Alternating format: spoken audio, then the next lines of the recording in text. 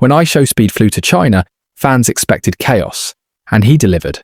He backflipped on the Great Wall, sparred with Shaolin monks, and wandered the neon-lit streets of Chongqing, all while streaming to millions of viewers. It was classic Speed, unpredictable, loud, and wildly entertaining. But no one, least of all Speed himself, expected the trip would be hijacked by a quiet man in a red jacket who would become the heart of the stream. It began in Chengdu. Amid a crowd of screaming fans, a man emerged with a humble gift: barbecued goose. Security tried to push him away, but Speed's bodyguard stepped in. Speed took the goose, smiled, and the uncle vanished into the crowd. A random act of kindness? Maybe. But then he showed up again. In the next city, Chongqing. There he was, riding a motorcycle with more food. Then again in Hong Kong. Then Shenzhen. Each time with a new dish, a bigger smile, and a deeper connection. By now, fans were obsessed. The chat exploded every time the uncle appeared. People begged Speed to let him join the crew, and eventually he did. Through a pocket translator, they talked. They joked. Speed even promised to help him find a wife. The uncle brought snacks for everyone, cheered during mini-games, and took care of Speed's team like they were his own sons. He wasn't just part of the show anymore. He was family. But not everyone liked the spotlight shifting. In Wenheihu, a local tour guide snapped when the uncle accidentally sat next to Speed during a food tasting. "I'm the boss here," he declared. "This is my city." He threatened to come to the uncle's hometown if he didn't move. The livestream chat erupted. Chinese viewers dubbed him the Green Goblin, and the backlash was brutal. Mock posters, one-star reviews, online humiliation, all for disrespecting the uncle.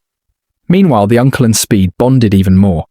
They wore traditional Chinese outfits, shared meals, laughed like old friends. But then came the heartbreak. Mango TV. Speed was invited to appear on a celebrity show. But the uncle was left outside, denied entry. When Speed boarded the cast bus, the uncle was nowhere to be found. They told Speed he was tired. He wasn't. He'd been abandoned. Fans were furious. Eventually, the uncle caught up. At dinner, he made sure Speed avoided spicy food and seafood. He passed dishes around to everyone. The chat called it true Chinese hospitality, a sharp contrast to the TV execs and the Green Goblin. So who was this man? Turns out he's from Rongchang, an old district of Chongqing. Not an influencer, not a clout chaser, but a designated agricultural ambassador trying to promote local food to support struggling farmers. The goose? From Rongchang. The snacks? From home. He wasn't in it for fame. He saw Speed's massive audience and thought, maybe I can help. He used his own money to travel, borrowed bikes, slept on trains, turned down sponsorship deals so he wouldn't look like he was selling out. Despite past bankruptcy, he still donates to disaster relief. Once he rescued a drowning child. Another time he volunteered as a firefighter and was awarded for it. When he finally returned home, the town erupted in cheers. He was honoured by the local government and gifted $13,000. Not as a celebrity, but as a hometown hero. And now, Speed has promised to bring him to America.